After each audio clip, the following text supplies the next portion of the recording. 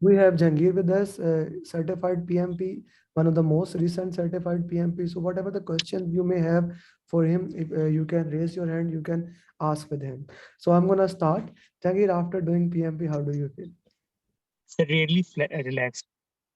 Relax, like some kind of load has been lifted off from your. Now you are not the most recent certified PMP anymore. Yash cleared, then two other Yes, cleared. yes, money clear. Yeah. So Yes.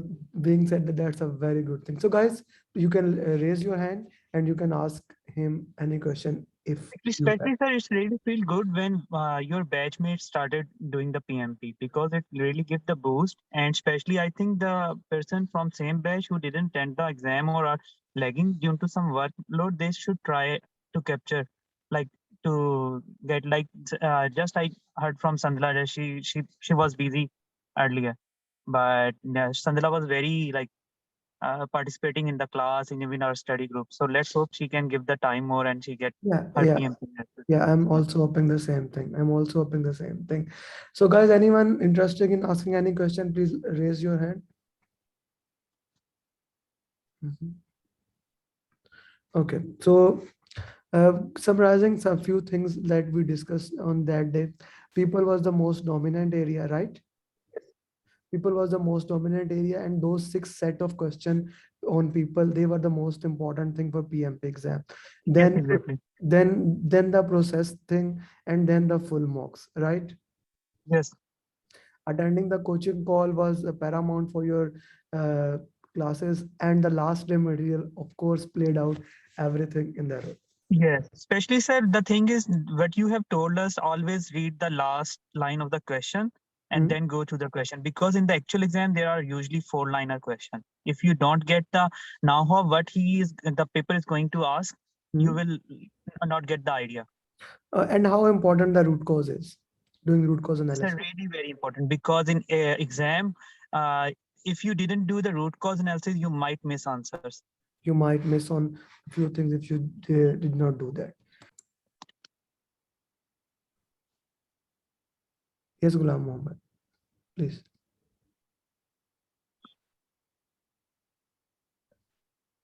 You can put it in the, if your mic is causing a problem, you can put in the chat box and I can ask from I can ask the question from your side. Main question is related to the consistency. How did you keep the motivation consistent even after the training?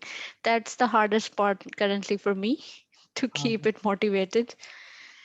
So, I think, Sandila, I would like, because we were in the same study group, sir even told I in my journey that I have to take 1 week off because of another training. But when Usman Bhai cleared and later Wasim cleared, I thought, no, it's too late. I should be like first three or five of the group should be doing the PMP. So sir knows that I usually do like 260 question tests a day at least. Even when sir give me the full mock of 180 question, I took off from the office, and in the first day I did the two mock one and mock two. On the second, I do mock three and four. And I remember sir told me when I shared my result of mock two with sir, sir told me to book the exam. But last 3 or 4 days, I was very consistent with my preparation. And sorry, one No, more no. thing, Sandra, that the reason I was like keep on thinking that if I do exam now, I will be relaxed. If I am linger on it, like procrastinating it, I know eventually I will be demotivated a lot. Especially the moment we will start getting like PMPs from the batch 16 and 17, I know that people in batch 15 will start doing worrying. I really loved your answer. But for your benefit, I am not calling them batch 16. I am calling them batch 1 2022. So that makes it easy for you. So Ghulam Muhammad is asking how you are doing the root cause analysis. He will solve the exam and then see the answer or see the RC and do the root cause. So before you answer this question, how I recommend to do the root cause analysis, you have two files. You have question file and you have answer file. You open the question file, have a pen and paper, write down the all answer on that paper, uh, and then after that you check the answers, how many answers are right, and then on Excel file put the lesson learned in there. These are for 50-50 question. And once you are done with the 50-50 question, you will get a simulator. And simulator, of course, once you are done, you get the review thing, and then you can get the root cause from that review thing. So Jangir, how you are doing the root cause analysis? Sir, I did the same way as you told, but let's say sometime you don't have enough time. Like when I was doing 50 questions, let's say I know that I only can do 10 questions. So usually I write the 10 answer of the 10 questions first on my paper. Then I root cause analysis of the 10 question only if I don't have a time. If I have enough time, I always try to do full exam first, because when you do number of question and you don't feel confident enough, you start feeling demotivation. So in actual exam, same thing is gonna happen. Like you have to solve 180 questions, so you should have that flow with you. So I really recommend the same way as sir told, that you should do all the questions first, and at the end try to do the root cause analysis. Thank you. Thank you. That was very good. Yes, Shobha. Sir, I wanted to ask Jahangir a question. How did he know he was ready for the exam? Like, how did he decide he was ready? I told him. Yes.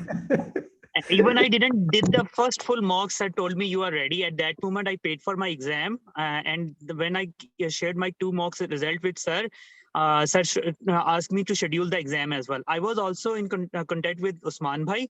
Usman Bhai told me the similar. Just once you're done with the mock 4, go for the exam. And believe me, I didn't do the mock 5 and 6. After I did my mock 4, I booked my exam, and now I'm free. I really feel relaxed that I didn't have to do the mock 5 or 6. Yeah. It's always like this way. You see, sometime if we can get Mozam next time, Mozam booked his exam and he said that my exam is in 1 week. I checked the score. I said you have to reschedule. It's not gonna happen because and then because of COVID, he had some issues also. So he asked them and they gave him that liability. He moved a little bit ahead. So then he started doing it again. And when he cleared, I asked him, was my decision right or wrong? You see, it's not always I'll ask you to go give the exam. No. Your scores will tell me. If you are getting consistent score in some areas and those areas are important in my point of view, I am willing to take the bet. But if those scores are not according to my understanding or the feedback of certified PMP, I wouldn't go to that side. Sir, Okay. one more. Yes. Even sir, remember that on Tuesday, sir asked me to book the exam. I told sir that should I go for Wednesday or Thursday. Sir asked me if there is a date, tell me. I told him that I have date on Wednesday. So actually on Tuesday I booked the exam, and on early in the morning at 9:30 I give the exam on Wednesday. So Shobha didn't take me a lot to be confused. Once sir told me you are ready, but because he is my mentor, like I didn't follow any other material for the PMP. Same goes for the exam date. When the sir told me just book the exam, you can say I'll take the leap of faith on the servers, and I just booked my exam and went for the exam. You have to do that. That's the first thing I ask when you join the batch.